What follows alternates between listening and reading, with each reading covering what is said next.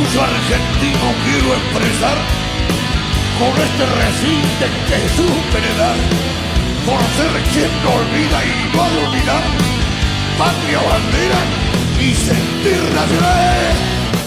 Cumpliendo un sueño de niño estoy, cantando el nombre de Juan Perón, pues de mi tierra fue benefactor y no seré yo quien lo olvide, no.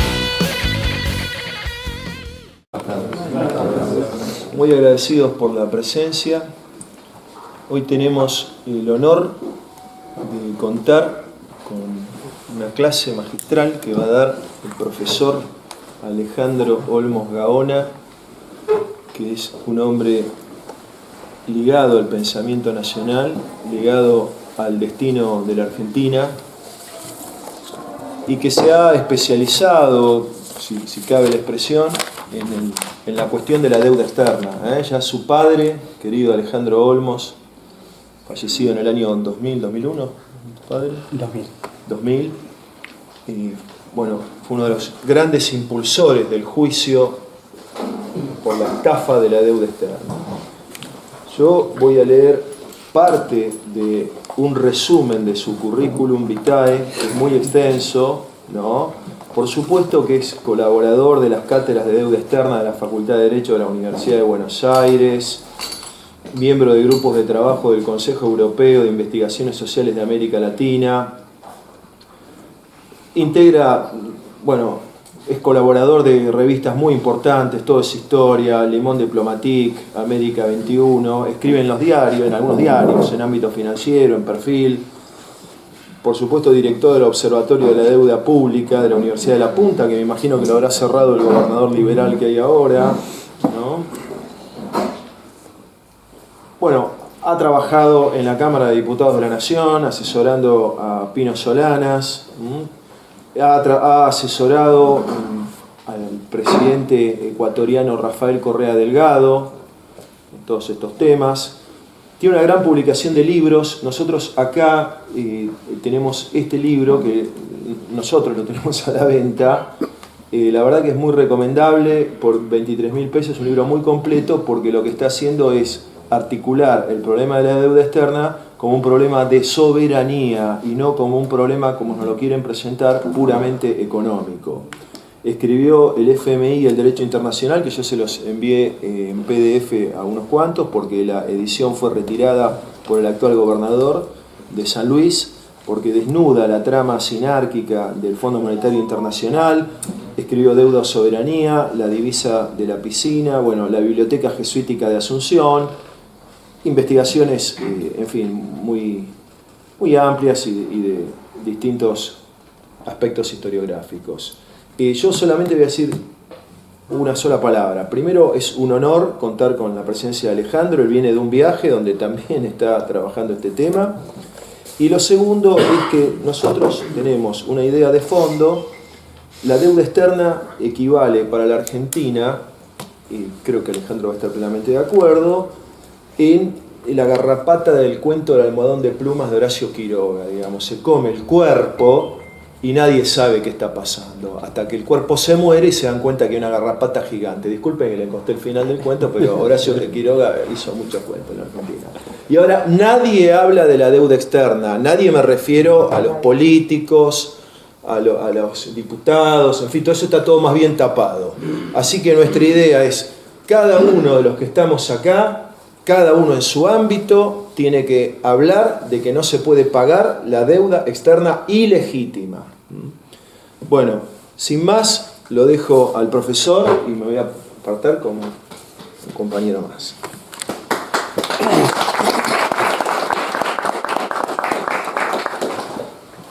Lo primero, agradecerle a Pablo que me haya convocado y a todos los que están presentes, ¿no? Realmente estoy sorprendido que un sábado a las 3 de la tarde, con un día espléndido como este, es decir, haya tantas personas, porque estoy acostumbrado a dar charlas donde el tema de la deuda parece algo medio delirante o extraño.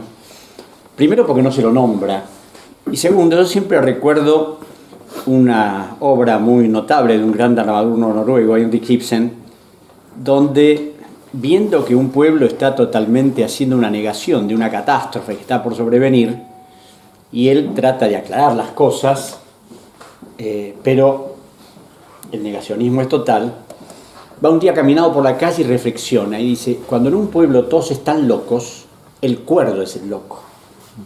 Porque claro, si son estas voces, no es que yo hable solo yo de la deuda, hay muy pocas personas, y mucho más en este momento con el actual presidente que tenemos. Y antes de comenzar, voy a ir al final. Milei, hace unas semanas, con esa arrogancia que lo caracteriza, contó algo que no ocurría en la Argentina hacía como 10 o 12 años, aunque para él todo lo que hace no existió nunca antes, diciendo que la Argentina en 4 meses había tenido superávit financiero, que en traducido en dólares eran 1.250 millones de dólares. Una cifra respetable. Y dijo, antes ningún gobierno, desde el 2008, consiguió semejante superávit. Primeramente, Milei no dijo cómo consiguió el superávit. Licuando sueldos, jubilaciones, postergando pagos.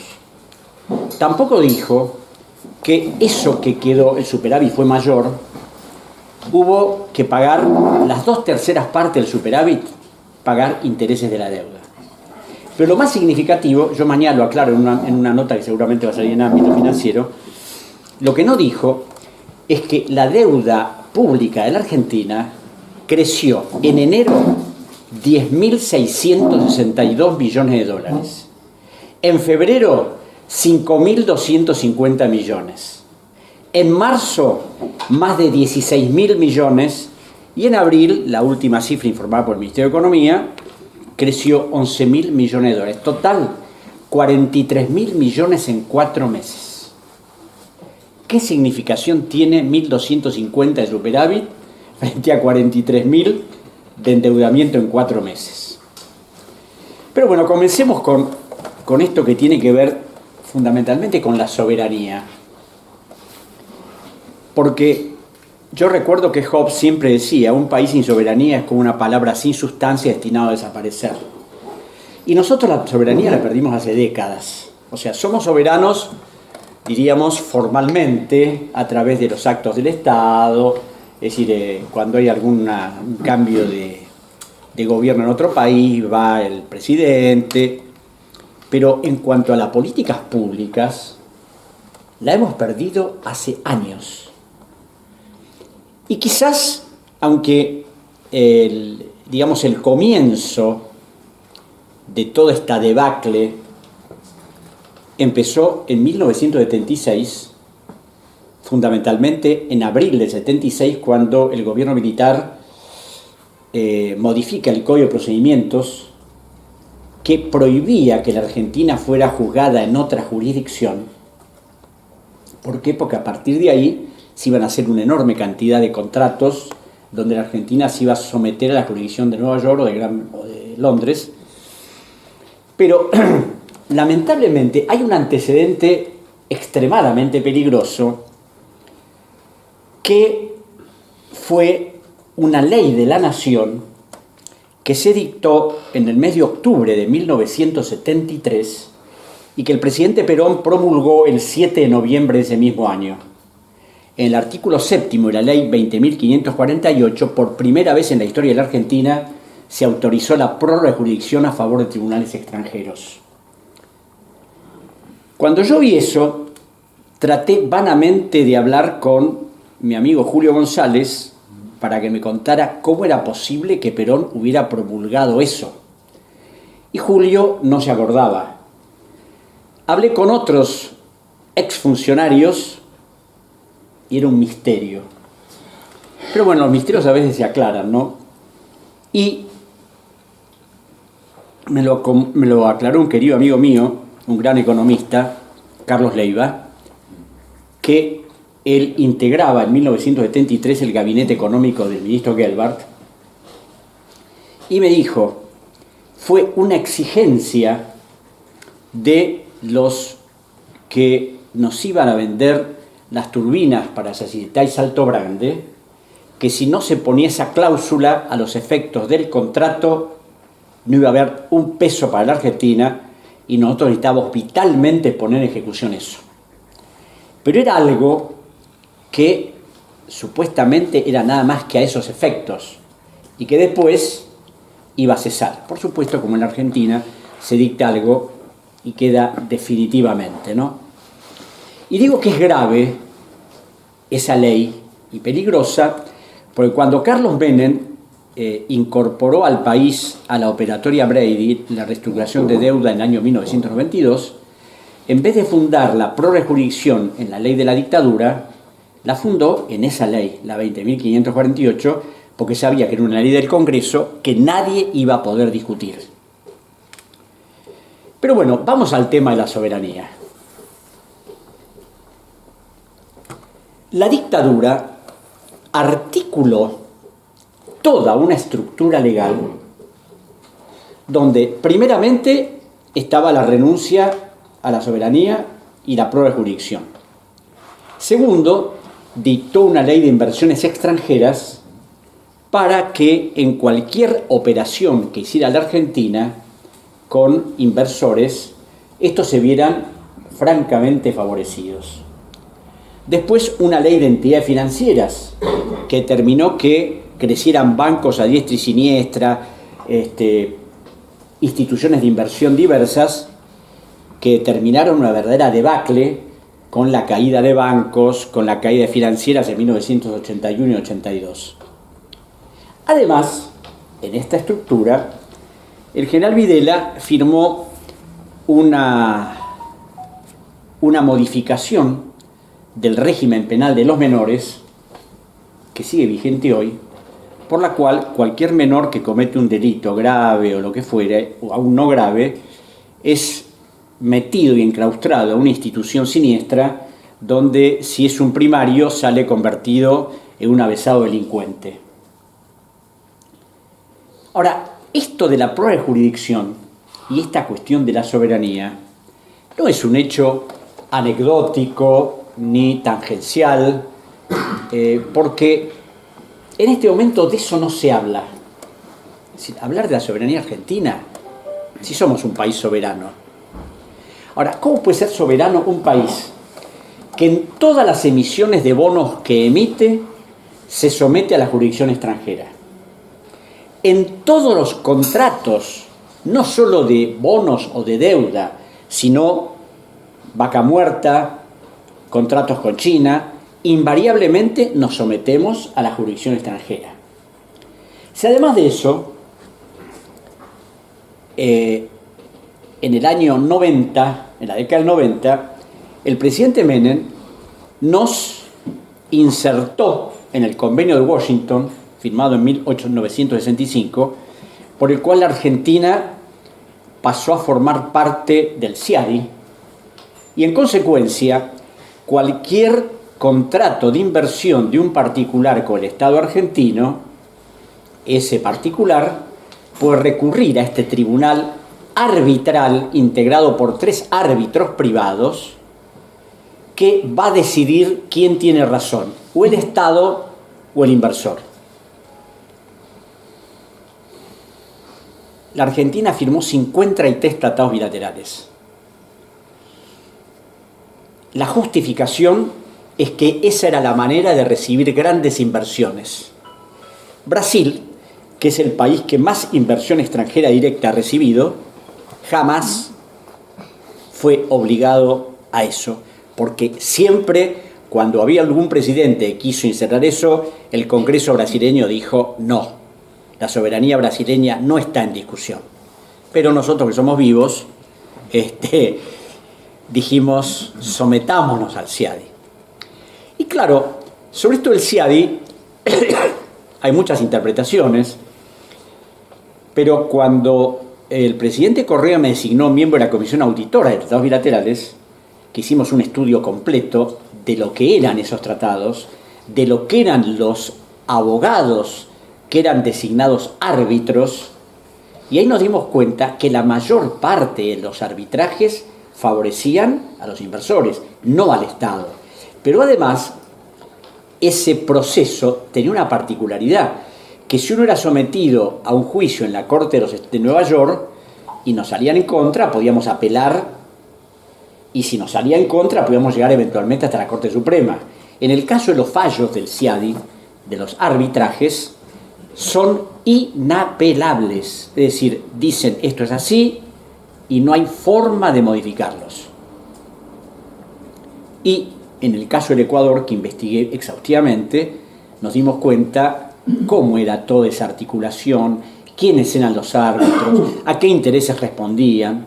Bueno, la Argentina desde el año 92 está inserta en ese mecanismo, y en mis 4 años en diputados y 6 en el Senado, a pesar de los proyectos que presentamos para denunciar el Convenio de Washington y denunciar los tratados bilaterales, no hubo forma de que ninguno de los legisladores del 2009 al 2019 liquidaran ese tema. Y yo no sé si ustedes se acordarán que en un momento dado empresas británicas empezaron a hacer exploraciones petroleras en la plataforma continental, y un montón de legisladores que no tienen memoria y dirigentes políticos que tampoco la tienen salieron a gritar: ¿cómo es posible que se permita que Gran Bretaña, que ocupa las Islas Malvinas, están haciendo ese tipo de operaciones?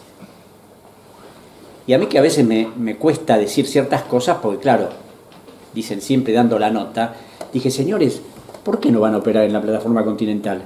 Si hay un tratado que se llama Tratado de Promoción y Protección Recíproca de Inversiones con Gran Bretaña, que le permite a Gran Bretaña explorar lo que quiera. Está protegida por un tratado que no solo firmó el presidente de la República, sino que fue homologado por ambas cámaras del Congreso de la Nación. Entonces, claro, por un lado tenemos a los inversores protegidos por el CIADI. Por otro lado tenemos a los grandes fondos de inversión y a los grandes bancos que están protegidos por las leyes dictadas por la Argentina, que permiten que ante cualquier conflicto seamos sometidos a la jurisdicción norteamericana, seamos sometidos a la legislación de los Estados Unidos, y además renunciamos, eso dice claramente todos los contratos, a la inmunidad soberana del Estado. En caso de que haya un conflicto, el Estado renuncia a su inmunidad y se somete a lo que digan ellos. Ahora, esto no solo es propio de la Argentina. Y en este enorme desconocimiento que hay sobre estas cosas, yo me acuerdo que una vez lo acompañé al presidente Correa, exactamente el 26 de noviembre del 2008, a una reunión del ALBA en Caracas, donde estaba el presidente Hugo Chávez, estaba el presidente de Bolivia, Evo Morales, el presidente del Consejo de Ministros de Cuba, el presidente de Honduras, Manuel Zelaya, y una serie de jefes de Estado, donde Correa no era miembro del ALBA todavía, el Ecuador, pero contó un poco lo que había hecho la auditoría y todo lo que se había hecho. Y ahí Chávez, oyendo la explicación de Correa, se dirigió a su ministro, Alí Rodríguez Araque, y le dijo: bueno, Alí, empecemos por casa, auditemos la deuda venezolana. Terminó esa reunión en el Palacio Miraflores, que duró desde las 9 de la mañana hasta las 4 de la tarde, almorzamos ahí mientras hablaban los jefes de Estado. Después Correa se reunió con Chávez y yo me reuní con Alí Rodríguez. Y le digo: Alí, la verdad que bueno que el presidente Chávez decía auditar la deuda. Y me dice: bueno, vamos a ver. El presidente es muy voluntarista, hay cosas que se pueden, cosas que no se pueden. Pero claro, yo dije: acá el que corta el bacalao es Chávez, o sea que él diga Alí Rodríguez o no. Bueno, volvimos a Quito y a los pocos días me entero que ni noticias de esa auditoría ni nada por el estilo. Bueno, pasó el tiempo. En el año 2012 estuve con un director del Banco Central de Venezuela en Buenos Aires, que me dio una información realmente notable, lo que me llevó a escribir un trabajito en esa época, que significó que muchos apologistas de Chávez me putearan de un lado y del otro, porque mostraba que más allá de un montón de cosas importantes que hizo el presidente, todas las emisiones, todos los planes sociales de Chávez estaban financiados con dinero proveniente de los bancos norteamericanos, porque él había emitido bonos colocados en el Deutsche Bank, en el Credit Suisse, en el Chase Manhattan Bank, en el Bank of America, donde, eso decían los decretos firmados por Chávez, se sometía a la legislación de Nueva York, se prorrogaba la jurisdicción a favor de los tribunales de Nueva York y Venezuela renunciaba a la inmunidad soberana del Estado. Claro, una cosa a veces son los discursos y otra cosa son las realidades que surgen de los papeles. Y a veces esas realidades nos hacen ruido, nos molestan, porque a veces creemos una cosa y después resulta que es otra. Entonces, ¿cómo es posible que un país funcione si abdica de su soberanía? Ahora, todo este proceso de abdicación de la soberanía fue algo minuciosamente preparado a partir de la década del 70, cuando empezó la masividad de préstamos de los bancos norteamericanos. ¿Y por qué digo que fue todo muy bien articulado? Porque para la legislación de los Estados Unidos, ningún país podía ser juzgado en esa jurisdicción. Esto era no solo uno de los conceptos básicos del derecho anglosajón que ellos tienen, sino que fallos de la Corte Suprema determinaban que ningún país podía ser juzgado en los Estados Unidos. Pero claro, cuando empezaron los bancos a prestar plata, había que garantizarse de que ante algún conflicto no interviniera una jurisdicción que no fuera la de ellos. El artículo 116 de la Constitución Nacional establece que cualquier pleito en que intervenga la nación interviene en los tribunales de la Argentina. Y ahí fue que Estados Unidos dictó la Foreign Sovereign Immunity Act, que es la ley de inmunidades soberanas, por el cual aceptó que un país que renunciaba a su jurisdicción podía ser sometido a juicio en los tribunales norteamericanos. Y se establece una diferencia entre los actos del Estado. Unos son los actos soberanos del Estado que no pueden ser juzgados, pero otros son los actos donde el Estado actúa como un comerciante particular. Cuando emite bonos en los Estados Unidos, cuando firma contratos comerciales, en ese caso esa soberanía no existe más. Es una soberanía relativa. Como una vez una abogada amiga mía, profesora de la Facultad de Derecho, me decía, ¿viste? Es raro esto de la soberanía relativa, ¿no? Es como si una mujer se embarazara y tuviera un embarazo relativo. Es decir, o lo tenés o no lo tenés. Pero para los juristas norteamericanos esto funcionó. Y claro, como no podía ser de otra manera, a la firma de la Ley de Inmunidades Soberanas en el 76, sucedió la State Immunity Act de Gran Bretaña en 1978. Y a partir de ahí, una enorme cantidad de países hicieron lo mismo. Y hoy, año 2024, toda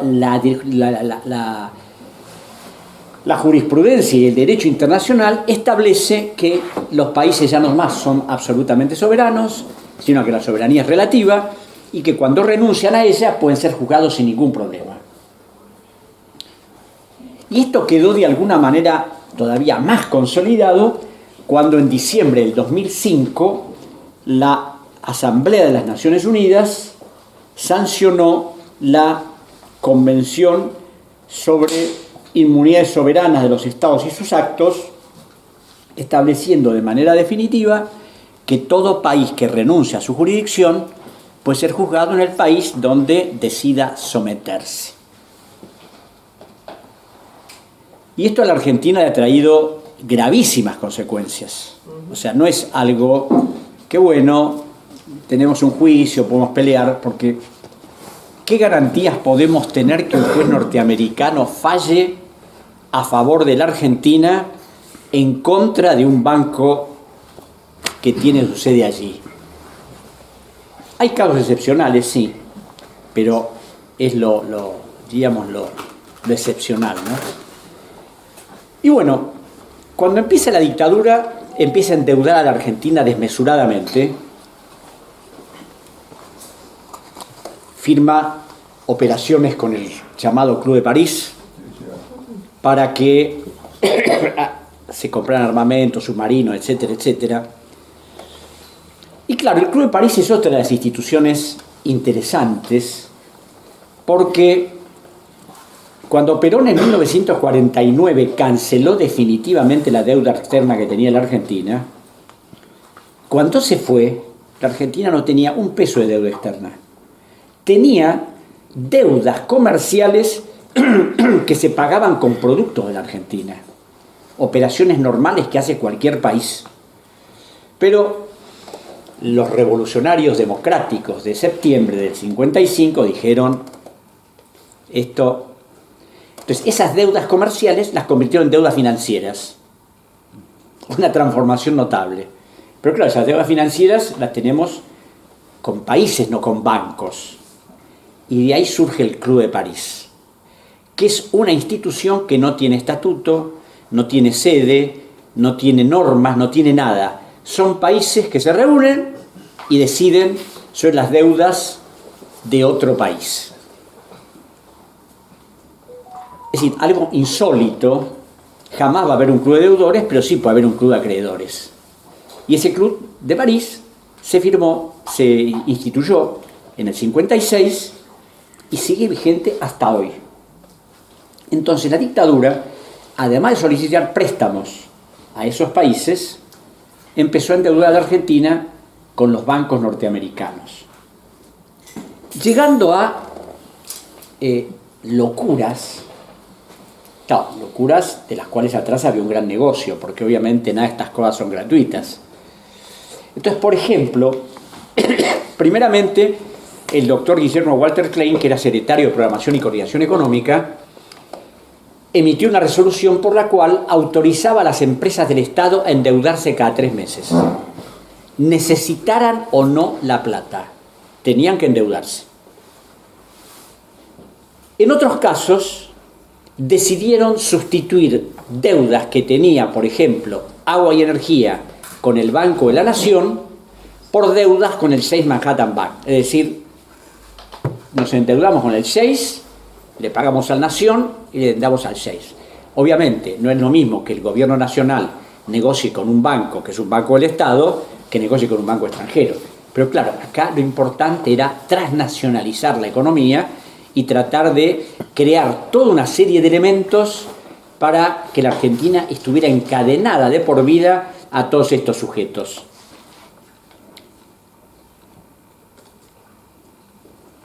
Ahí empezó el endeudamiento de las empresas del Estado, y yo diría que uno de los símbolos de ese endeudamiento fue el yacimiento de los petrolíferos fiscales, que cuando asumió la dictadura militar tenía una deuda de alrededor de 600 millones de dólares, y cuando se fue la dictadura, la deuda de YPF era de 6.000 millones de dólares, de los cuales YPF jamás vio un solo dólar, porque le entregaban pesos. Entonces, claro, con este esquema, con esta estructura legal y con esta forma operativa, cuando asume la dictadura, había una deuda de alrededor de 8.000 millones de dólares entre privada y pública, y cuando se va la dictadura, la deuda era de 45.000 millones. Con una particularidad, que la mitad de esa deuda pública era deuda de empresas privadas, las más importantes de la Argentina, tanto nacionales como extranjeras, a través de una estatización que se hizo en 1982, a través de la decisión de 3 presidentes del Banco Central. El primero, el doctor Egidio Yanela, el segundo, el doctor Domingo Cavallo, y el tercero, el doctor Julio González del Solar, que decidieron ayudar a estos pobres empresarios afectados por problemas. Y claro, cuando yo leo los libros de historia económica y se habla de estatización de la deuda privada, se habla así por encima. En algunos casos hay algunos montos, pero no se dice cuál fue el meollo de ese endeudamiento.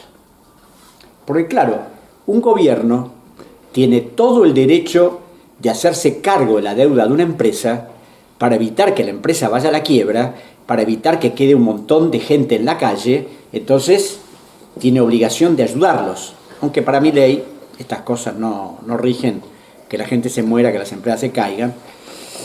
Pero el problema es que la mayor parte de esas deudas eran deudas ficticias, creadas por las empresas en complicidad con los bancos acreedores. ¿Cómo se pudo descubrir esto? Porque cuando asume Alfonsín y dice que se va a pagar la deuda legítima, palabritas, su primer ministro de Economía, un hombre injustamente olvidado, el doctor Bernardo Gnispun, ordena hacer una auditoría de la deuda privada en el Banco Central. Se designan 18 inspectores que empiezan a analizar todo el endeudamiento privado.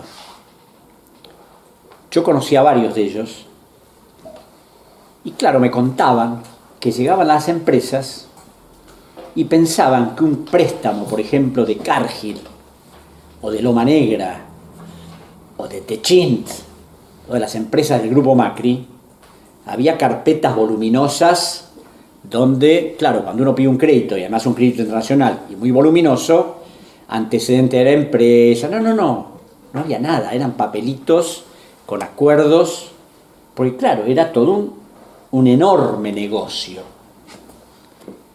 Ese negocio representó en 1984, según informó el Banco Central a la Justicia Federal, 23.000 millones de dólares.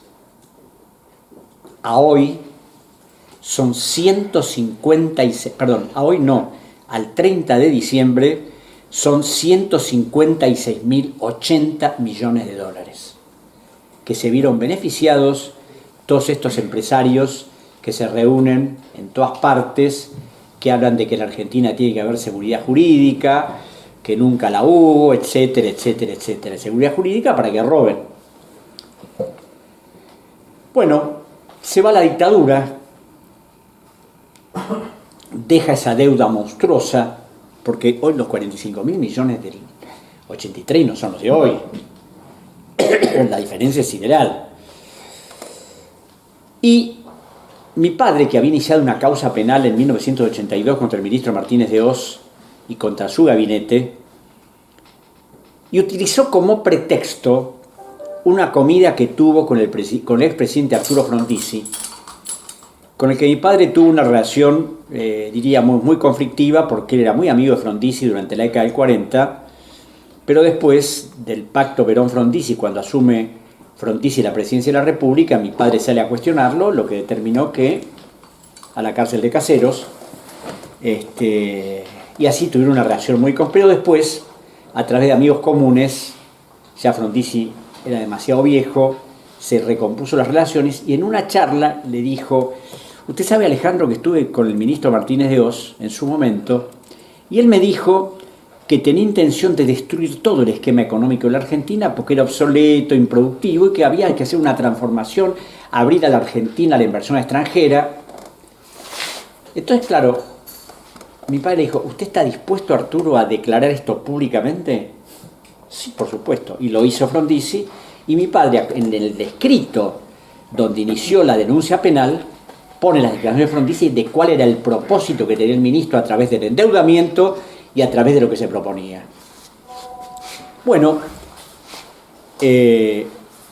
cuando asume el gobierno de Alfonsín, empieza la investigación sobre la deuda privada, y en ese momento el juez federal Martín Anzoátegui, que tenía la causa de la deuda, libra un oficio a la Cámara de Diputados diciendo que la investigación de la deuda iniciada por Olmos era extremadamente compleja y que como el Congreso Nacional tiene que hacerse cargo de la deuda pública tal como lo establece la Constitución Nacional, sería importante que ellos intervinieran.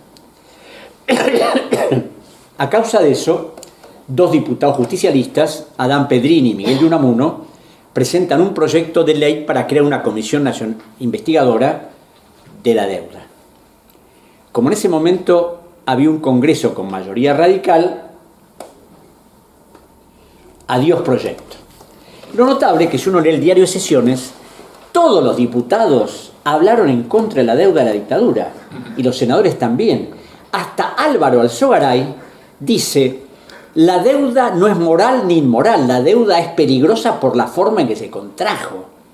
Pero finalmente, como hace poco con la ley Bases, hablaron en contra, pero no hay comisión. Y no se hizo ninguna comisión. Bueno, voy a adelantar unos pasos.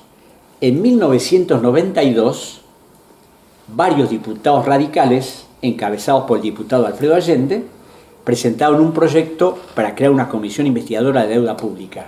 Y ahí el bloque justicialista en el Senado y en el Congreso dijo no. Porque la realidad es que esos dos partidos han sido cómplices del endeudamiento desde el 83 hasta el día de hoy. Aunque no hacen memoria, se olvidan, no se hacen cargo de sus responsabilidades. Bueno, los auditores del Banco Central se quedaron espantados de lo que veían. Y empezaron a emitir sus informes. Y claro, me acuerdo que uno de ellos, que fue auditor hasta hace muy poco tiempo, me decía, claro, los empresarios se reían.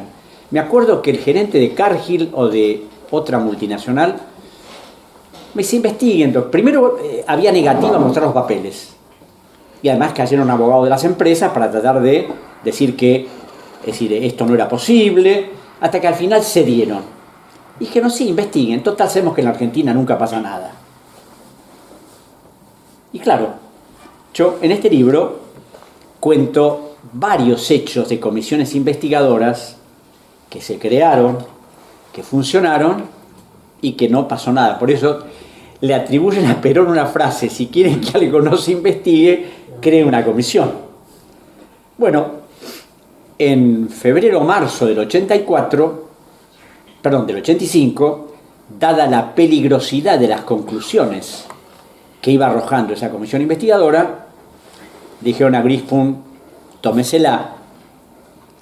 Le dijeron al presidente del Banco Central, García Vázquez, tómesela, y se designó como ministro de Economía a Zurruille y como presidente del Banco Central nada menos que a José Luis Machinea, que había sido gerente de finanzas públicas del Banco Central durante la dictadura y que en tal carácter había avalado un montón de operaciones de endeudamiento de las empresas nacionales.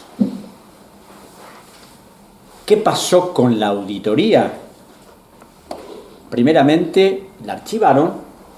A los inspectores que habían trabajado los mandaron a otros lugares y no pasó absolutamente nada. Y el que se encargó de liquidar definitivamente eso fue el doctor Daniel Marx, que era director del Banco Central en 1987, que emitió una resolución junto con el vicepresidente a cargo de la presidencia, Roberto Eilbaum, por el cual quedaba desarticulada la normativa que había establecido la creación de la auditoría.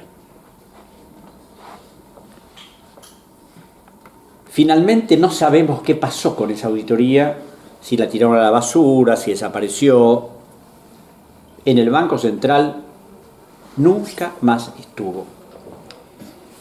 ¿Y cómo pude reconstruirla? Porque en una charla de las tantas que doy, un día un señor me dice, quiero hablar con usted. Yo soy el doctor Omar Miliano, fui uno de los auditores de la deuda, y casualmente envía a su padre, iba a llevarle unos papeles, pero claro, él se murió en el 2000, y nosotros investigamos y vimos esto y esto y esto, bueno, y me empecé a contar, y yo, claro, me contaba cosas que exceden los parámetros de la normalidad.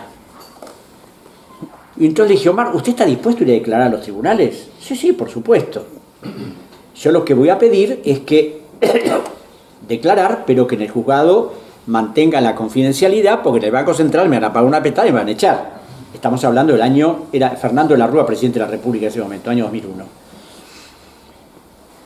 Bueno, fue a declarar Emiliano, otros auditores llevaron los duplicados oficiales de todo lo que habían investigado. Y para que ustedes tengan una idea, porque podría contarles, acá hay un relato de casos muy puntuales, ¿no? Pero para mí lo que más me asombró fue que de toda la deuda privada que tenía que asumir el Estado, la mayor deuda era una deuda que se tenía con el AmRoBank de Holanda, que había empezado a controlar una empresa llamada Cogasco. Cogasco había construido el gasoducto centro-oeste Neuquén-Mendoza y supuestamente el Estado le debía en ese momento 1.318 millones de dólares. El contrato original eran alrededor de 900 y pico de millones, pero claro, con intereses y todo lo demás. Los auditores revisaron minuciosamente todo eso y dijeron que Cogasco trajo al país nada más que alrededor de 298 millones de dólares de inversión real para la operatoria. Lo demás fueron importaciones de bienes de capital, o sea, cosas que traen y que después se las llevan, no inversiones real, y que además había operaciones que se habían hecho con dinero comprometido para la obra, utilizado en operaciones especulativas en las bolsas de Europa y de acá. Elevaron el informe diciendo que la Argentina no era deudora de Cogasco, sino de Cogasco era deudora de la Argentina. ¿Por qué? Porque además, como el gasoducto se había entregado fuera de los plazos pactados contractualmente, había que aplicarle las multas fijadas en el contrato por gas del Estado. En resumen, éramos acreedores y no deudores. Ese informe fue elevado al director de deuda externa, al jefe de deuda externa del Banco Central, el economista Carlos Melconian, que era muy joven en ese momento, quien elevó el informe al directorio diciendo: los auditores han indicado que de acuerdo a los estudios realizados debe darse de baja de la deuda pública la deuda mantenida con la empresa esta.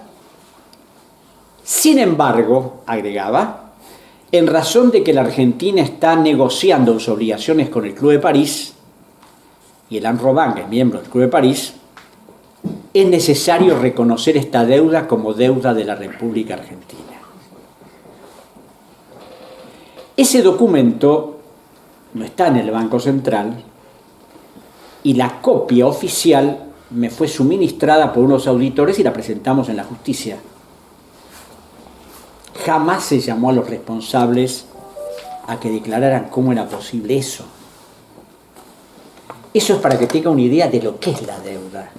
Porque una cosa es que uno hable generalmente de la deuda y hay materia opinable, pero esto no son cuestiones de obligaciones que pueden decir, no, son fraudes, son delitos de acción pública, pero no pasa nada. Se va Grispun, viene el nuevo presidente y empieza de nuevo el reciclaje de la deuda. Alfonsín no podía pagarla, hizo firmó un contrato de deuda por alrededor de 3.000 millones de dólares y algún otro más, pero la deuda creció por la acumulación de intereses que no se pagaban. Hizo unas rondas con el Club de París para postergar los pagos, hasta que le falló toda la estructura, el Fondo Monetario le bajó el pulgar y se terminó. Y así fue como, después de todos los fracasos del Plan Primavera y del Plan Austral, accedió el que iba a salvar a la Argentina, el que iba a producir la revolución productiva, y recibió una deuda de alrededor de 60.000 millones de dólares. De los 45.000 originarios de la dictadura ya teníamos 60. ¿Y qué hizo Menem? Una ley de reforma del Estado para liquidar todas las empresas públicas, una ley de reforma de emergencia económica para permitirle dictar un montón de decretos y leyes para permitir todo lo que pensaba hacer. A través de la ley de emergencia económica empezó el desguace de YPF. ¿Y cómo empezó? A través de 3 decretos por el cual se desreguló la actividad petrolera que era controlada por el Estado. A partir de ahí iba a empezar todo un proyecto económico y financiero que iba a regir durante la década del 90 y que iba a incluir la venta de las empresas públicas, la privatización del sistema jubilatorio, la reforma de la legislación laboral y una serie de medidas para transnacionalizar, bueno, lo que les comentaba, acceder al CIADI para que la inversión extranjera estuviera protegida. Y uno de los grandes equívocos es creer que todo ese proyecto fue un proyecto de Cavallo, que fue el ministro de Economía, que empezó a operar ya siendo canciller de Menem en el año 1989, apenas asumió Menem. Todo ese proyecto fue redactado íntegramente por el estudio Milbank, Tweed, Hadley y McCloy, que son históricos abogados del JP Morgan y del Chase Manhattan Bank. Ese estudio, uno de los más importantes de los Estados Unidos,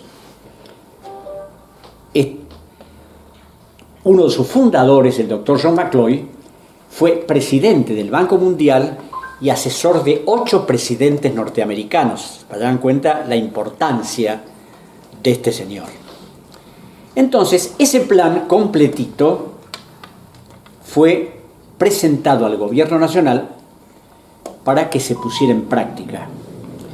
Y uno de los participantes fundamentales de ese proyecto, de la redacción de ese proyecto, fue uno de los integrantes de ese estudio, que era el doctor William Webster.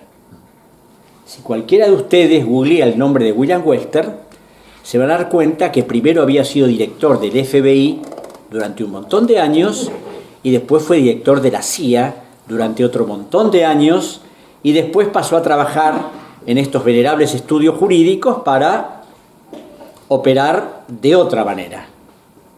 Total, es decir, los combos siempre son completos, ¿no? Siempre hay que articularlos de manera de que no haya fallas. No es jactancia, pero yo debo ser el único que ha hablado del Plan Brady como el paradigma de la ilegalidad y del delito. Porque, ¿cómo encontré el Plan Brady?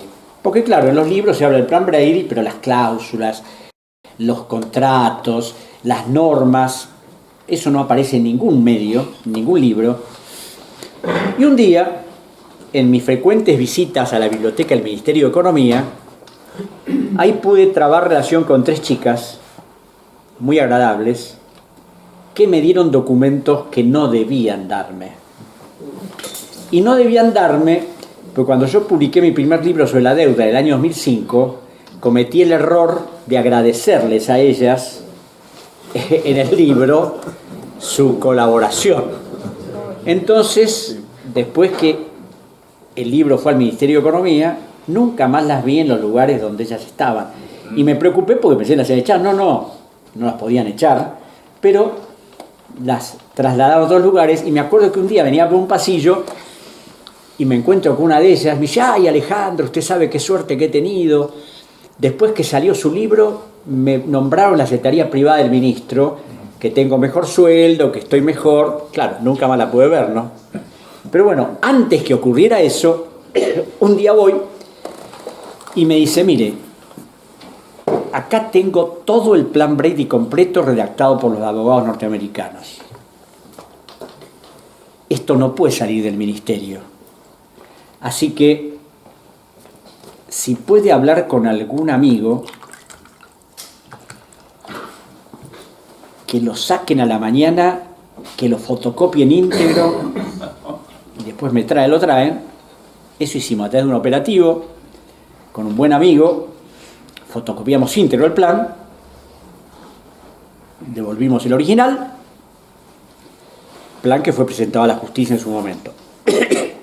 Ahora, en ese plan además había 3 cartas confidenciales firmadas, una por Lewis Preston, presidente del Banco Mundial, otra por Michel Campesus, director gerente del Fondo Monetario Internacional, y otra por el doctor Enrique Iglesias, presidente del Banco Interamericano de Desarrollo, dirigidas a toda la comunidad financiera, donde les decía que habían que apoyar el plan económico del presidente Menem porque él se había comprometido a vender las empresas públicas. Había una aclaración del Banco Mundial, especialmente la petrolera estatal, modificar el sistema, privatizar el sistema jubilatorio, modificar la legislación laboral que era restrictiva para las empresas extranjeras y toda una serie de normas que van a modificar la economía del país.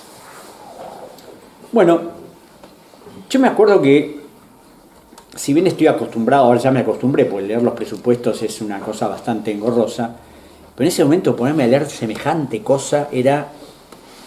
Pero claro, afortunadamente la leí, porque no podía creer lo que veía. Es decir, las cláusulas de los contratos. Y esto, de esos contratos que para la ley argentina son constitutivos de un ilícito, en los Estados Unidos, salvo alguna que otra cláusula, no. ¿Por qué? Porque en Estados Unidos, que tiene un sistema judicial distinto al nuestro, nosotros nos regimos por el derecho romano-germánico, ellos por el derecho anglosajón, que es distinto, y donde la autonomía y la voluntad funciona de una manera distinta a la Argentina. Acá, si uno firma un contrato con alguien que viola el orden público, así lo ha firmado, ese contrato es nulo. En Estados Unidos no. Entonces, estos tipos pusieron en ese contrato lo que quisieron y algunas cláusulas. La Argentina constituyó domicilio legal en la sede del Banco de Nación en Londres y en Nueva York. Hasta ahí todo bien. Pero además constituyó 2 domicilios alternativos en 2 instituciones financieras controladas por los acreedores, dándoles la libertad a ellos de notificar en caso de conflicto en un lugar o en el otro. ¿A dónde iban a notificar? ¿En el Banco de la Nación? Bueno, además de eso, decían que la Argentina podía ser notificada por correo, pues claro, las cartas pueden perderse. Y finalmente decían que en caso de que la Argentina no fuera notificada, quedaba notificada de pleno derecho. Algo que cualquier estudiante de la facultad que entra no puede creer que exista algo semejante. Después, cláusulas como, en caso de que los acreedores, sus operadores y asesores obraren con negligencia, mala fe o mala conducta, la Argentina renuncia irrevocablemente a iniciar alguna acción legal, bueno. Yo iba leyendo y decía, pero es como que me costaba convencerme. Claro, después lo vi en el Ecuador lo mismo, ¿no? Porque el plan Brady ecuatoriano era exactamente igual al argentino. Y tenía una cláusula madre, o sea, una cláusula definitiva, para evitar que tuvieran el menor problema, y que decía, en caso que este contrato, eran varios contratos, ¿no? En caso de que este contrato fuera ilegal, fuera nulo o no pudiera ser ejecutado, la Argentina renuncia irrevocablemente a pedir la ilegalidad, ¿Cómo es posible que primero uno firme un contrato que supone constitutivo de un delito y después que renuncia? Pero bueno, eso hicimos. Bueno, la cosa no termina acá.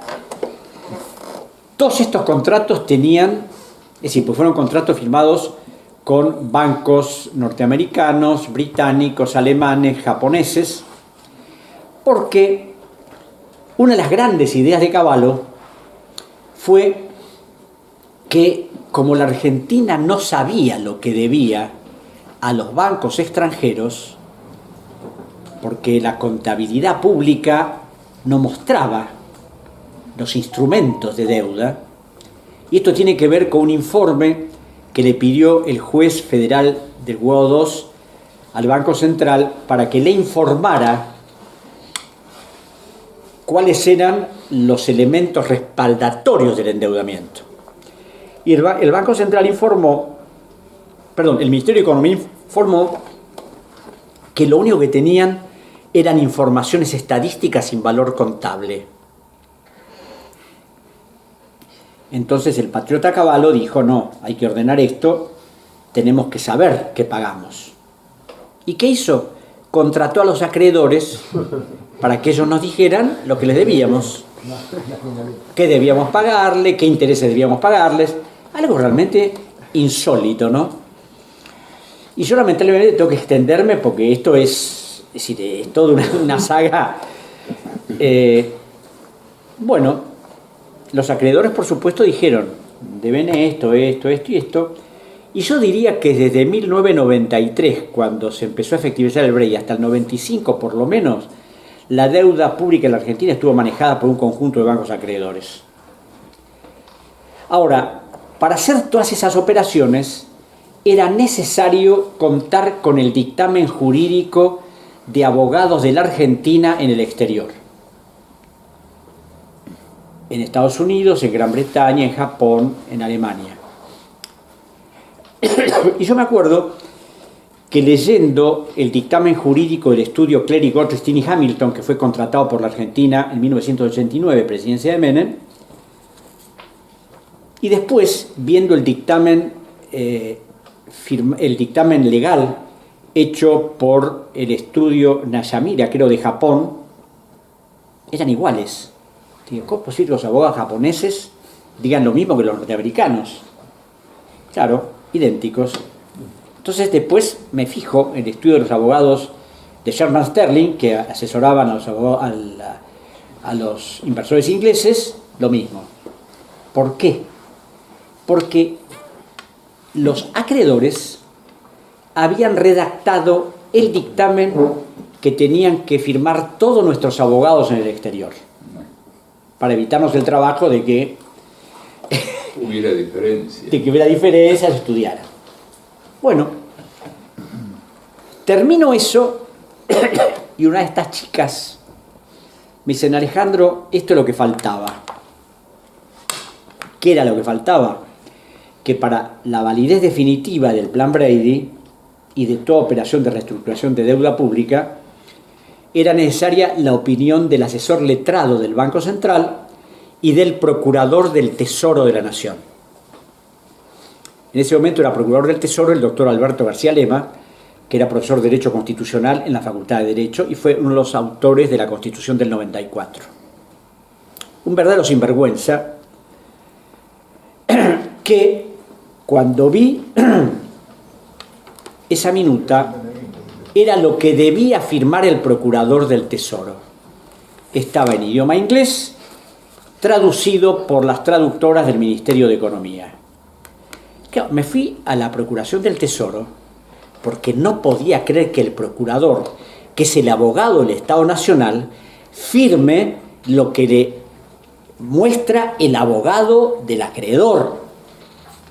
Bueno, claro, está la impunidad del sistema, que ni siquiera cambió los párrafos para tratar de disimular. No, era la copia literal de lo que le habían mandado.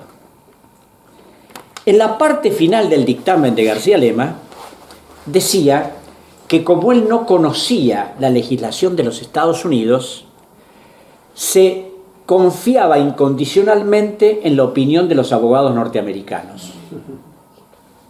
Ahora, ¿cómo es posible que en una reestructuración de deuda pública de 32.000 millones de dólares, que en cifras de hoy serían más de 400.000 millones, el abogado del Estado no se tome el trabajo de leer durante un mes o dos lo que es la legislación de los Estados Unidos? Porque además esos contratos estaban sometidos a esa legislación. ¿Cómo se iba a confiar en los abogados norteamericanos? Claro, está tan metido en el cerebro de algunos funcionarios de que esto siempre funciona así, que cuando estudié el Plan Brady ecuatoriano, en una reunión de gabinete, y le presenté al presidente Correa este ejemplo del Brady, el secretario general de la presidencia, que afortunadamente después lo encarcelaron, por suerte, aunque salió en libertad, me dice: Alejandro, ¿pero qué pretende? ¿Que nuestro procurador también conozca la legislación norteamericana? Yo le dije: Alexis, si el Ecuador está sometido a esa legislación, ¿cómo el procurador va a firmar algo si no conoce la legislación? Claro, ambos opiniones eran idénticas, con la última cláusula que se confiaban. Esto, hoy para la justicia argentina, que es un delito de acción pública, es primero falsedad ideológica y después incumplimiento de los deberes de funcionario público.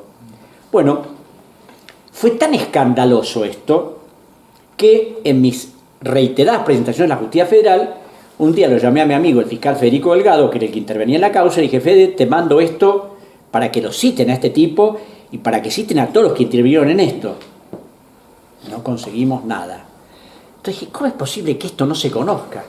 Y yo, que había escrito un trabajo con un resumen de las causas penales, lo mandé a una revista libro que sale 2 veces por año, el Derecho Penal Económico, que dirige un prestigioso tratadista de Derecho Penal, el doctor Dona, y le mandé el trabajo completo mostrando el delito. Claro, me acuerdo que me llamaron asombrados, porque claro, el trabajo lo publicaron íntegro, ¿no? Pero no podían creerlo, porque la falsedad ideológica se da eventualmente una escritura pública, uno de esos certificados para transferencia de autos, es decir, esos instrumentos donde... Pero ¿cómo el abogado del Estado Nacional va a firmar un dictamen que no es producto de su voluntad, sino del acreedor? Bueno, eso fue lo que hizo este señor. Y así fue que se puso en marcha todo ese operativo, y cuando se firmó el Brady, Cavallo declaró a todos los diarios que la deuda en el 2000 iba a ser un lejano recuerdo. Cuando se firmó eso eran 62.000 millones la deuda. Cuando se fue Menem llegaba casi a 145.000 millones de dólares.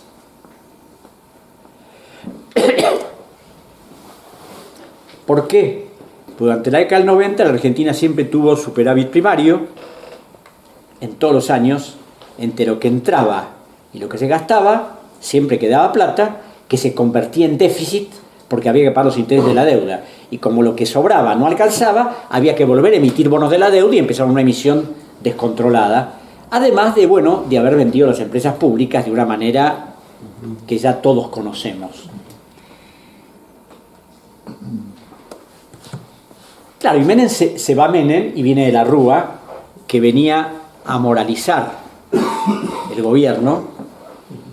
¿Y a quién nombra como ministro? A Machinea, que había sido el gerente de finanzas de la dictadura, que había sido presidente del Banco Central, que había mandado al archivo estas actuaciones. Pero antes un detalle importante. A veces yo tengo mucha memoria, pero a veces me olvido, ¿no? En 1992 era director del Banco Central Roque Fernández, que al poco tiempo lo nombraron presidente. Y en una reunión de la Asociación de Bancos contó que a través del análisis que habían hecho, el Banco Central había perdido entre 1980 y 1990 alrededor de 64.000 millones de dólares. Menem, patriota si los hay, decidió crear una comisión investigadora a través del decreto 1901 del 92 y designó al fiscal Ricardo Molinas, al doctor Oscar Roger, que era Procurador General de la Nación, y al doctor César Arias, que era subsecretario de Justicia, para que investigaran si eso era cierto o no.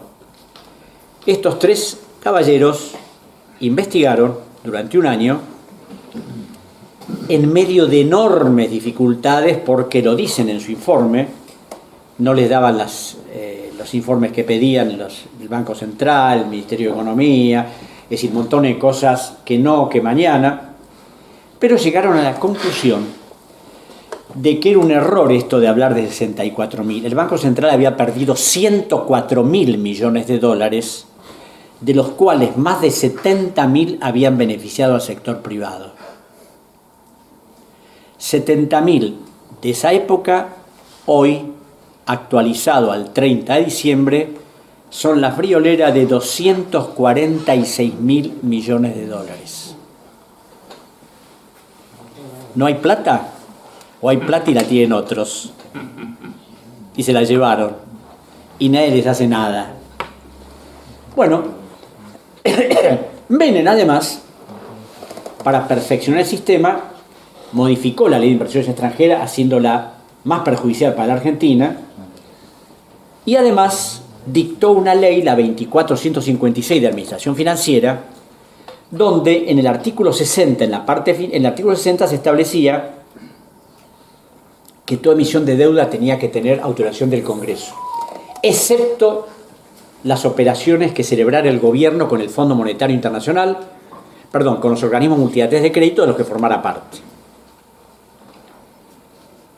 Así que bueno, se fue Menem, dejándonos el CIADI, la ley esta, habiendo desguazado al Estado Nacional a través de esas operaciones. Hoy es el presidente elogiado por Milei. Y aunque Isabel Martínez de Perón está arrumbada a saber dónde, él está ahí como figura preeminente de uno de los mejores presidentes de toda la Argentina. Y asume de la Rúa, y viene Machinea, y hace un blindaje que iba a salvarnos y no nos va a salvar.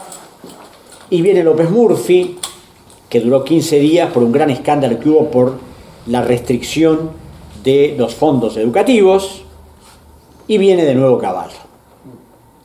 Y acá hay una particularidad, que el doctor Daniel Marx, que fue el que mandó al archivo la investigación de la deuda pública, de la deuda privada, él siguió manejando la deuda durante la gestión de Alfonsín. Cuando viene Menem, es designado también viceministro de Economía, era el segundo de Cavallo, el segundo de Machinea. Se va Machinea y viene López Murphy y sigue con López Murphy, y cuando viene Cavallo, sigue con Cavallo. Son esos hombres que siempre están. Y cuando él firmó el Brady como secretario de Finanzas de la Nación, dijo: terminé, y se fue a trabajar con Nicolás Brady en los Estados Unidos. Después volvió durante la gestión de la Rúa, y yo me acuerdo que una charla que tuve con él en la Facultad de Derecho, cuando alguien le dijo eso, dijo: y porque me ofrecieron un buen trabajo, y total, el problema que ha tenido Argentina para ellos es, porque claro, esta gente, yo creo que primero no tienen conciencia de lo que es el país, la nación. Es decir, no tienen conciencia de la nacionalidad. Es decir, yo creo que mentalmente son apátridas. Es decir, para ellos los símbolos son cosas que, bueno, el 25 de mayo, el 9 de julio, la banderita, pero la real, que a veces digo, señores, es decir, acá hay ciertos fetichismos, ¿no? Aquí nadie puede pisar la bandera nacional, no puede usar símbolos nacionales para un objeto que no sea corresponde, y nosotros hemos vendido a la nación. En Gran Bretaña se puede pisar la bandera, se pueden hacer todo tipo de cosas con las insignias británicas, y es impensable que un ministro británico firme un convenio lesivo para la nación. Es decir, esa es la diferencia en el real concepto de lo que es una nación y el real concepto que tenemos nosotros. Pero bueno, quiso de la Rúa. El blindaje fracasó y vino el meacanje. El meacanje significó nada más y nada menos que deuda que vencía, patearla para más adelante con tasas de interés descomunales, que llegaron en algunos casos hasta el 17% en dólares. Porque como me decía el otro día un gran amigo mío, el embajador Archibaldo Lanús, la verdad que la Argentina es el país que más intereses paga en el mundo entero. O sea, ni hay países del África Negra pobrísimos que son capaces de pagar los intereses que pagamos nosotros. Y en esa operatoria se la sugirió a Cavallo David Mulford, que era CEO del First Boston, que le dijo, esta es una operatoria que les conviene. Y me acuerdo que en ese momento yo vi el debate en la Cámara de Diputados cuando le dieron facultades extraordinarias a Cavallo para que hiciera. Y me acuerdo que en ese momento hubo un discurso excelente de la doctora Elisa Carrió, donde lo fulminó a Cavallo, porque además ella en ese momento presidía una comisión investigadora sobre lavado de dinero junto con la señora de Kirchner, ¿no? Claro, yo a veces cuando la escuché después, no podía, es como que no coincidía, porque yo en ese momento la conocí mucho a ella, cómo cambia la gente, ¿no? Y no cambia para bien, cambia para mal. Bueno, la cuestión es que todos nuestros legisladores le dijeron a Cavallo, haga lo que quiera, hizo eso.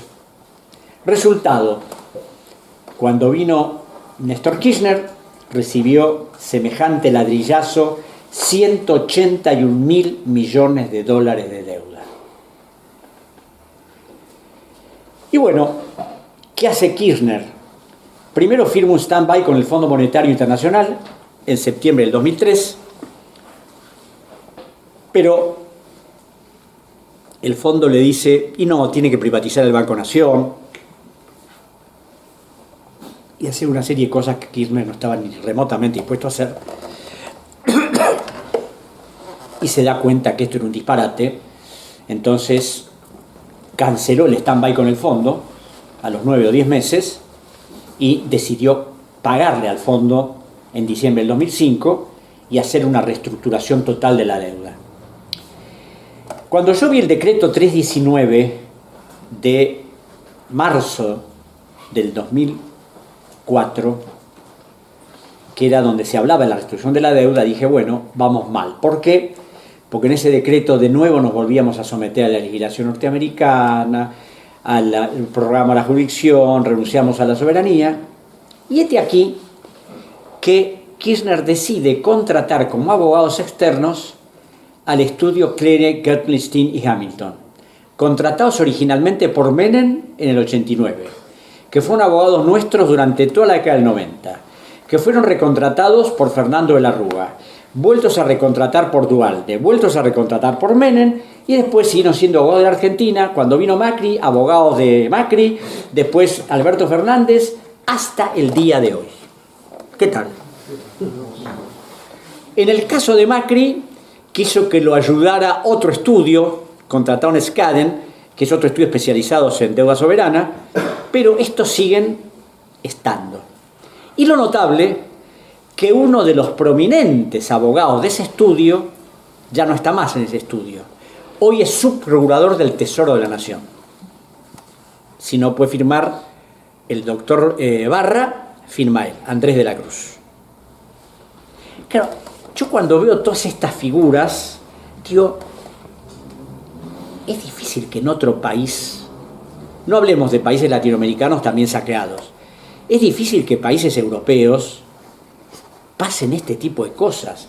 Un jefe de gabinete, un presidente que haga esto, pero bueno, en Japón hay ministros que se han suicidado, en otros países los scratch, acá no pasa nada. Y Kirchner reestructura la deuda. La deuda no bajó el 70%, como dicen, eso es un verdadero disparate, y ahí está, en cualquier libro que analiza eso, se demuestra categóricamente. Yo creo que él hizo lo que pudo, primero porque tenía unas enormes presiones, segundo porque el tema de la deuda era realmente muy acuciante, y dijo, bueno, empecemos a pagarle a estos tipos, y empezaron a pagar deuda externa con deuda interna, endeudándonos con el Fondo de Garantía de Sustentabilidad y ANSES, con el Banco Central, con el Banco Nación, pero de alguna manera la deuda externa empezó a disminuir grandemente, pero empezó a crecer la deuda interna, que es deuda que hay que pagar, no es deuda que no se paga. Después se hace otra reestructuración de la deuda en el 2010, que la hace el ministro Boudou, y queda un 7% en vano de los llamados fondos buitres. Cuando se va Cristina Kirchner, la deuda pública de la Argentina era de 240.665 millones de dólares. Habiéndose pagado, confesiones de la presidenta, más de 300.000 millones del 2003 al 2003. Pagadores seriales. Pagadores seriales. Y viene Macri. Lo primero que hace es un proyecto de ley para pagar los fondos buitres. Y a los fondos buitres había que pagarles a los que habían litigado en el juzgado del doctor Tomás Griesa. ¿Por qué? La Argentina se había presentado, había aceptado la jurisdicción, se había defendido, habían rechazado la demanda, había apelado a la Corte de Nueva York, la Corte había confirmado la demanda de Griesa, había interpuesto un certiorari ante la Corte Suprema y la Corte Suprema, que no se ocupa de estas cosas, lo rechazó y no quedaba otra alternativa. Y en esta cuestión media delirante que es la Argentina, es decir, en medio del juicio decía no vamos a reconocer la sentencia. Lo decía la señora de Kirchner, lo decían los ministros, pero señor, si yo me someto a una jurisdicción y hay un conbono que establece que yo me sometí y después me presento, ¿cómo voy a decir, no, si me sale en contra? Pero bueno, eso pasaba. Pero bueno, viene Macri. Va el proyecto de ley al Congreso. Yo accedí al proyecto de ley porque me invitó el senador Abal Medina, el senador Solanas, el senador Linares a hablar en la reunión del plenario de comisiones. Y le dije, señores, acá lo que me parece es esto, pero lo demás es pagar un delito. Que yo me acuerdo que Pino estaba al lado mío y después que yo terminé se abrió a preguntas y ningún senador me preguntó nada. Y Pino me dice, no, mejor que no te pregunten porque si seguís aclarando acá vas a poner en evidencia a mucha gente, ¿no? Y una de las cosas que me llamó la atención es que en ese proyecto iban acuerdos privados ya realizados, o sea, acuerdos que había realizado Luis Caputo como secretario de Finanzas. Era en ese momento ministro, un estimado pariente mío, Alfonso Pratgay, que eran los acuerdos que el Congreso tenía que legitimar. Bueno, en uno de esos acuerdos había sido hecho en una hoja de agenda de abogado de los acreedores, porque yo no me había dado cuenta de eso. Es decir, a mis alumnos en la Facultad de Derecho les digo, pero nunca, es decir, he visto el documento, nunca me ha fijado que casi imperceptiblemente en la parte de abajo de la agenda se ve el nombre del estudio de abogados norteamericanos. Bueno, se ve que no tenía una 4, arrancaron la hoja de agenda y en esa hoja, en forma manuscrita, Caputo reconoció una deuda de 842 millones de dólares. Y firmó Luis Caputo, secretario de Finanzas de la Nación. Eso fue reconocido por ambas cámaras del Congreso y firmado por legisladores de todas las bancadas, con la excepción de algunos diputados de izquierda y algunos diputados y senadores del Frente para la Victoria. Pero en general, aprobación general.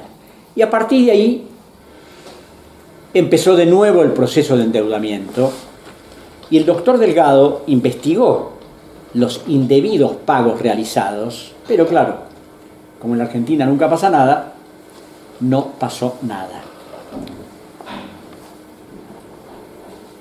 Caputo es designado ministro, emite el bono a 100 años, y en el bono a 100 años, en el Inclosur, que es una especie de advertencia que se hace a los acreedores, ahí se contaban los problemas que tenía la Argentina. A mí me llamó la atención, yo no sé si no lo habrán advertido, pero se contaban los problemas que había, los movimientos sociales, los conflictos, y finalmente se decía que la Argentina posiblemente no iba a poder pagar su deuda. Sin embargo, ese bono fue colocado en 24 horas en 5 bancos, que a su vez lo colocaron, y el ministro Caputo, un offshore de él, compró 5.500.000 dólares de bono. Pues claro, ya que estamos, hagamos un negocio, ¿no? Bueno, no solo Caputo compró ese bono, sino compró otros bonos, y también hizo Santiago Bausili, el actual presidente del Banco Central, que era secretario de Finanzas cuando Caputo era ministro, y el doctor Delgado los investigó a través de informes de la SEC y a través del Grupo Internacional de Periodistas del que forman parte Hugo Alconada de La Nación, Emilia Alfino de Perfil y otro periodista de este momento no me acuerdo, que me dieron las copias enviadas por la SEC demostrando que Caputo mentía y que tenía un offshore en los Estados Unidos debidamente acreditada. Pero no pasó nada. Caputo renunció como ministro y pasó al Banco Central. Y sus capacidades como persona entendida en temas financieros y monetarios está radiografiada en un libro que se publicó hace un año, el año pasado, escrito por ex director del hemisferio occidental del Fondo Monetario, Alejandro Werner, donde cuenta que cuando se enteró que lo habían nombrado presidente del Banco Central a Caputo, lo llamó a Duhovne y dijo si estábamos locos. Porque Caputo podía ser un buen operador de bolsa, pero de política monetaria, cambiaria, no sabía nada. Bueno, y ahí se firma el stand-by en junio del 2018 con el Fondo Monetario. Y yo, claro, cuando leía eso digo, acá lo cuento, ¿no? Digo, ¿qué pasa con esta gente? Esos mismos que protestaron por eso fueron los mismos que votaron la ley 2456, perdón, que ratificaron en el 2003 y 2014 la validez definitiva de esa norma. Señores, si vos ratificaste que un presidente de la República puede firmar un stand-by sin pasar por el Congreso, ¿qué venís a quejarte ahora de que no pasó por el Congreso? Y sobre ese stand-by, y esto quiero aclararlo debidamente, y creo que Pablo ha mandado el libro sobre el Fondo Monetario, hubo acciones de amparo que se había violado la ley argentina, el derecho administrativo, un montón de normas. Se han dicho una enorme cantidad de disparates que llevó además a que el presidente Alberto Fernández emitiera un decreto para que la Procuración del Tesoro de la Nación se constituyera en querellante en una causa penal iniciada por la Oficina Anticorrupción contra Macri y sus funcionarios por la firma de ese stand-by. Bueno, en ese libro digital yo analizo minuciosamente eso, mostrando que es un disparate. Macri firmó ese convenio, mejor dicho, Caputo como presidente del Banco Central y Duhovne como ministro firmaron ese stand-by en uso de competencias que tenían, y ese stand-by fue firmado de la misma manera que había firmado Néstor el suyo en el 2003 y todos los otros stand-by que hicieron desde el primero de Frondizi en 58. Siempre se hicieron de la misma manera, no hubo intervenciones ni dictámenes de ninguna naturaleza como pretenden los que cuestionaron esto, porque siempre se hizo así. Y por supuesto que es una enorme falencia que no haya un dictamen económico y jurídico que establezca si esto es viable o no es viable. Pero bueno, a partir de ahí hubo un enorme... A mí lo que me asombró de todo esto es que la Auditoría General de la Nación emitió un dictamen demostrando cómo se había violado la ley. Y yo demuestro que la ley no se violó en absoluto. Me acuerdo que en Perfil saqué una nota diciendo, mienten alevosamente, no leen, es decir, citan una ley pero no leen el texto de la ley. Entonces, claro, cuando uno no conoce determinadas cosas no puede hablar sobre ellas. Y si quiere falsearlas o disimularlas, que no lo haga un funcionario público. Y aquí viene este tema de la diligencia política. Pues la diligencia política, primero, nunca quiso investigar la deuda. En segundo lugar, todos los procesos de endeudamiento fueron aprobados por el Congreso de la Nación. Macri no emitió un solo bono de la deuda que no ha sido aprobado por cámaras donde no tenía mayoría. Entonces, hay una enorme responsabilidad en ellos para no ir a los medios y no actuar cuando tienen que actuar y oponerse cuando tienen que oponerse. Entonces, claro, esto de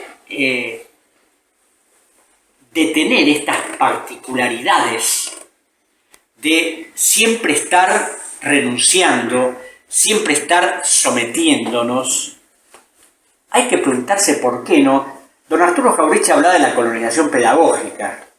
En algunos casos es porque tienen metido en la cabeza que otra cosa no se puede hacer.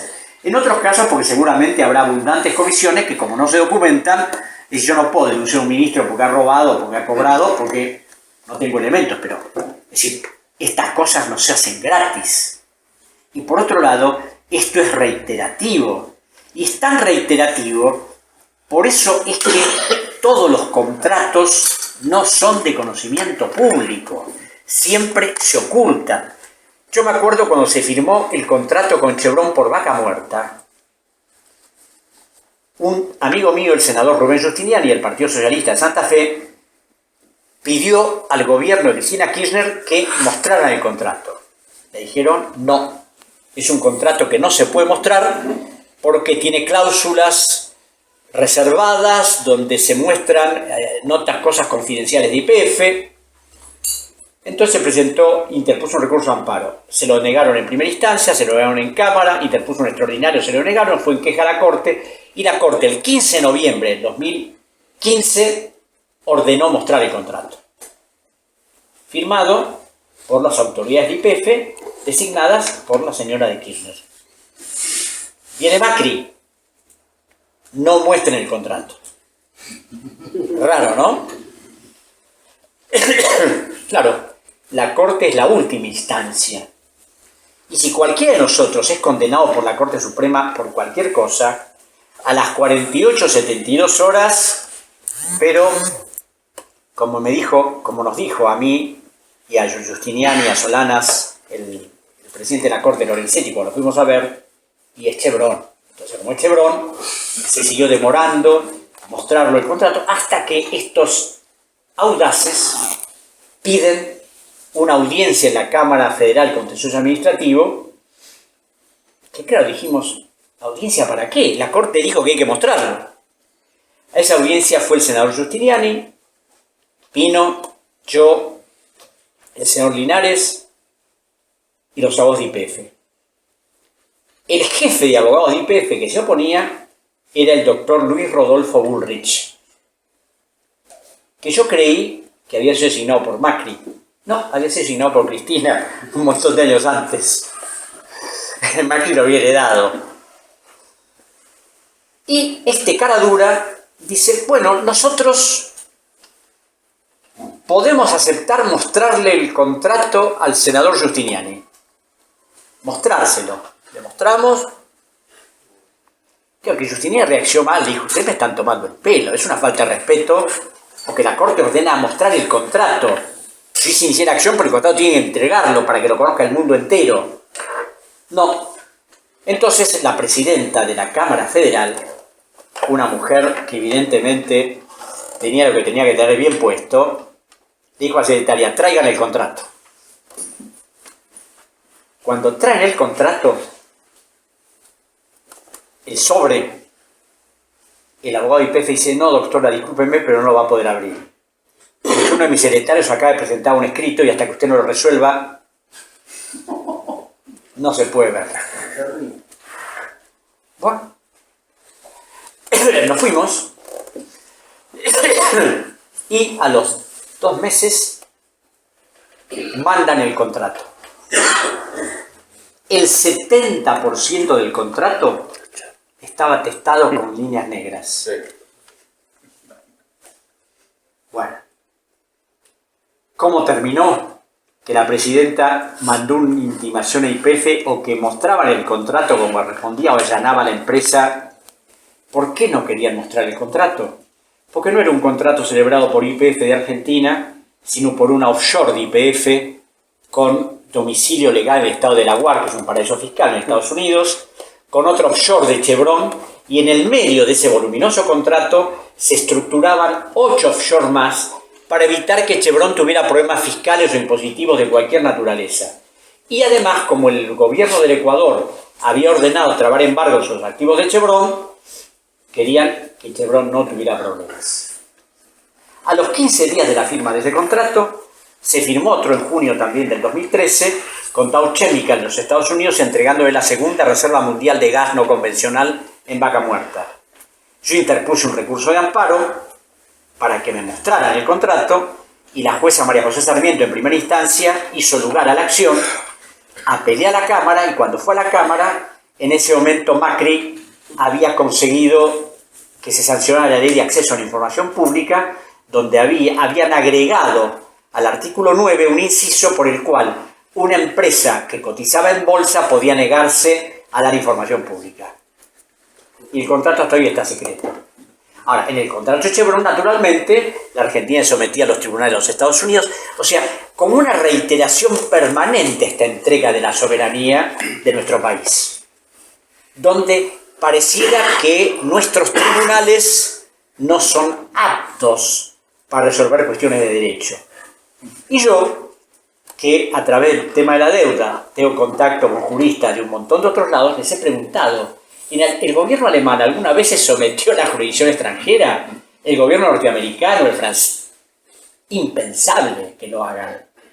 Pero nuestros países latinoamericanos, todos, hemos seguido fielmente esto que nos han enseñado. Bueno, ya me excedí en el tiempo, pero después me puedo hacer las preguntas que quieran, ¿no? Pero una de las cosas interesantes de todo esto es que en la causa penal que inició mi padre y que yo continué, contando con la inestimable ayuda del fiscal Federico Delgado, hay, diría, una habitación de 4x4 llena de testimonios, pruebas, declaraciones, oficios, bueno, donde están probados ilícitos, lo que han hecho los privados, lo que han hecho los funcionarios del Estado. Hace exactamente un mes y medio, el juez de la causa, el doctor Ramos, decidió archivar definitivamente el expediente, diciendo que son cuestiones no judiciables, sino cuestiones de política económica. Y el fiscal que lo sustituyó a Delgado, que murió en agosto del año pasado, el doctor Rívolo, no apeló el fallo y quedó definitivamente liquidado. Delgado, además, había investigado las compras de bonos hechas por Mario Quintana, vicejefe de gabinete de Macri, Bausili, Caputo, en fin, todo lo que les conté. Y para terminar esto, que es interesante, pues nosotros somos deudores de la política norteamericana, de los que ellos quieren meternos, pero hay cosas que ellos hacen que nos podrían servir, y uno es una doctrina norteamericana, que es la doctrina de la deuda odiosa, que en los medios generalmente se habla como que esa doctrina es de origen de un ruso, el doctor Alexander Sack, que fue profesor en la Universidad de París y que en 1927 publicó un libro llamado Deudas de Estado, donde Sack dice que una deuda contraída por un régimen usurpador es una deuda que puede ser rechazada. Y eso se ha repetido largamente. Yo en mi libro demostré que Sack, eso lo hizo en 1927, pero había antecedentes muy anteriores. Uno de ellos, el más notable, hecho por el que fue presidente del Consejo de Ministros de Italia, que el doctor Francesco Nitti, que hizo en su libro Historia de la Ciencia y las Finanzas, habló también de que las deudas contraídas por gobiernos dictatoriales pueden ser repudiadas, pero el que a mi juicio hizo una mejor definición de este tipo de deudas fue un jurista francés, Gaston Gesset, que en su Tratado de Derecho Administrativo dijo que la deuda debe ser considerada con prescindencia del que la contrajo, sino cómo fue utilizada. Si la contrajo un gobierno dictatorial y fue utilizada en beneficio del pueblo, esa deuda hay que pagarla. Y si la contrajo un gobierno democrático y no la utilizó en beneficio del pueblo, esa deuda hay que repudiarla. No es que solo rige la parte dictatorial, aunque por supuesto es una parte condicionante. Ahora, ¿por qué digo que es una doctrina que en su origen es norteamericana? Porque los efectos prácticos los aplicó Estados Unidos. Cuando en 1898 se firmó el Tratado de París, que dio lugar a la independencia de Cuba, y Estados Unidos después, a través de la enmienda Platt, asumió el protectorado de la isla, el Reino de España le reclamó a Cuba y Estados Unidos el pago de la deuda externa cubana, que en 1899 era de $500 millones, una cifra. Ahora, ¿por qué? Porque los pobres cubanos pagaban todos los gastos de la administración colonial española en Puerto Rico, Filipinas, en todas partes. Los enormes emolumentos y las pensiones cobradas por los herederos de Cristóbal Colón también los pagaba el pueblo cubano, no los pagaba la monarquía española. Entonces los norteamericanos, los diplomáticos norteamericanos, que esa deuda de ninguna manera se iba a pagar porque había sido utilizada por un gobierno colonial y no utilizada en beneficio de ese pueblo. Muchos años después, hubo un pleito entre el Royal Bank of Canada y el gobierno de Costa Rica y fue llamado como árbitro el doctor William Taft, que había sido presidente de los Estados Unidos y presidente de la Corte Suprema. Y Taft dijo claramente, esa deuda fue contraída por el dictador Federico Tinoco para sostenerse en el poder y utilizada en su propio beneficio, por lo cual es una deuda odiosa y puede ser y no debe ser pagada.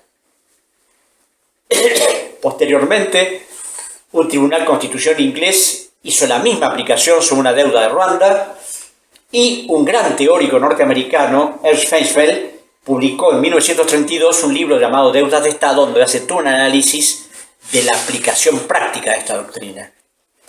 La Argentina nunca se le ocurrió y decir, señores, esto lo hicieron ustedes. Ustedes le prestaron a un dictador. Ustedes son los que son responsables del origen de esta deuda monstruosa que tenemos. Entonces, háganse cargo. Pero no.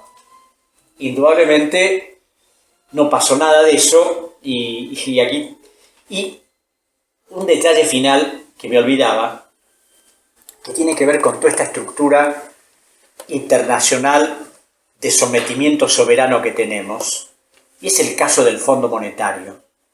El Fondo Monetario tiene mala prensa porque todos sabemos que cada vez que intervino no nos benefició. Lo que se sabe muy poco es toda la estructura interna del Fondo Monetario y lo que pueden hacer. Y está del desconocimiento que hace 1 año y medio varios sindicalistas encabezados por Cachorro Godoy, el Premio Nobel de la Paz Pérez Esquivel, es decir, varios abogados, una enorme cantidad de gente, Claudio Lozano, iniciaron una acción legal para que se decretara la nulidad del stand-by con el fondo. Yo a Claudio Lozano le mandé un largo mail y dije, Claudio, están equivocados, esto no va a ir todavía está a consideración del juez, con esto no pasa nada.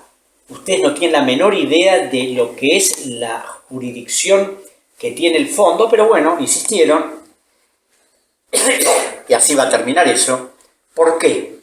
Porque el fondo, cuando fue constituido en Bretton Woods, dictó un estatuto. En ese estatuto, en el artículo 4,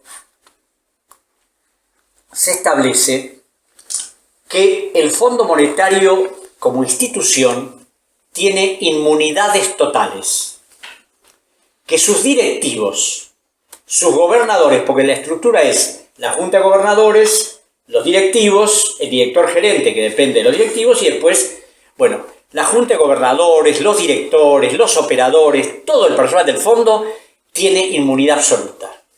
También tienen inmunidad de archivos, es decir, que no se puede saber qué documentos prepara el fondo reservados cuando hacen alguna operación con un país. Es decir, el fondo puede dañar a cualquier país y no puede ser juzgado en ninguna parte del mundo, ni aún en la Corte Internacional de Justicia de La Haya. Ese estatuto, ese convenio constitutivo, con esas inmunidades que se puso el fondo, fueron ratificadas por la Convención de Nueva York de 1947 de las Naciones Unidas, o sea que el blindaje es total y absoluto respecto a lo que es el fondo y lo que puede hacer. Entonces tenemos por un lado el fondo, tenemos por un lado la aplicación de la soberanía, tenemos por un lado la ley de inmunidades, o sea, es todo un esquema. Ahora, yo en el libro lo planteo, ¿no? ¿Cómo es posible que de los 192 países que integran el fondo nunca nadie haya por lo menos sugerido cambiar esta estructura? Porque si bien lo integran 192 países, los que lo manejan son 5. Estados Unidos, Japón, China, Alemania y Gran Bretaña. Y el que tiene mayor posición es Estados Unidos, que es el único país que tiene poder de veto. Si 191 países dicen hay que hacer esto y Estados Unidos dice no, no se hace. Porque además es el país que más derechos especiales de giro, que es la moneda del fondo, que tiene puestas ahí. Entonces es un combo perfecto para someternos. Y como ningún gobierno se atreve, el único que conozco que se atrevió es mi amigo Rafael Correa, que echó a patadas al Fondo Monetario, echó a patadas al Banco Mundial y decidió auditar la deuda, cosa que nosotros nunca hicimos, y que significó que el Ecuador en un determinado momento, a través de la auditoría que hizo, se ahorrara una gigantesca cantidad de dinero, lo que demuestra que cuando hay decisión política de hacer algo, se puede hacer. Y no estamos hablando de un país poderoso, de un país que es 12 veces más chico que la Argentina, que lo único que exporta es petróleo, flores y camarones, pero que en un momento dijo, se acabó. Y me acuerdo que un día Correa quería que yo hablara con los directivos del Banco Mundial. Entonces les pedí una entrevista en Quito a la delegación antes que los echara y fijaron un día. Dije, bueno, como nosotros ya a través de la auditoría hemos visto las amenazas, las cartas donde apretaban al gobierno y todo lo demás, me voy a hacer una avanzada. Bueno, un día antes nos mandan una comunicación diciendo que preferían que en vez de tener una charla conmigo, que yo la tuviera con las autoridades en Washington. Y que ellos me iban a informar en algún momento. Por supuesto, la charla nunca se dio y ahí nos quedamos. Así que bueno, esto es un poco lo que me pareció interesante y creo que les da un panorama bastante completo.